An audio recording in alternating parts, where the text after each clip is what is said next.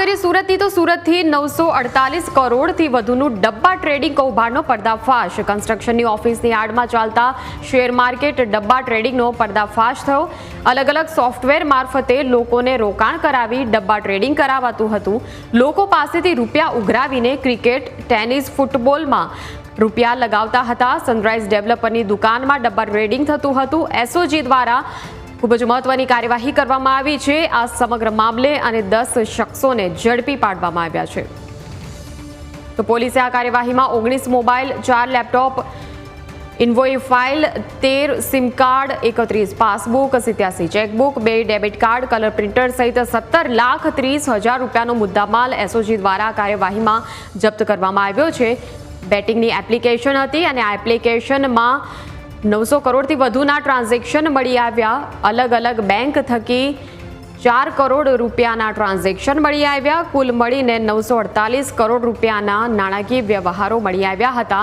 આ સમગ્ર મામલે આરોપી નંદલાલ ઉર્ફે નંદા સામે અગાઉ બજાર પોલીસ સ્ટેશનમાં ગુનો પણ દાખલ થયેલો છે। આરોપી વિશાલ ગેવરિયા સામે ડીસીબી પોલીસ સ્ટેશન અમદાવાદમાં જુગારધારા એક્ટ હેઠળ ગુનો દાખલ કરવામાં આવ્યો છે અને આ સમગ્ર મામલે હવે આગળ કાર્યવાહી કરવામાં આવશે। ત્યાં બે પ્રકારની પ્રવૃત્તિ ચાલતી હતી। એક પ્રવૃત્તિ કે ઓનલાઈન જે સ્ટોક એક્સચેન્જ જે રીતે ટ્રેડિંગ કરે એવું એક ડબ્બા ટ્રેડિંગ ચાલતું હતું ને બીજું કે જે ગેમ ફૂટબોલ છે, ક્રિકેટ છે, ટેનિસ છે, જે લાઈવ ગેમ ચાલતી હોય એના સટ્ટા બેટિંગ પણ ચાલતા હતા।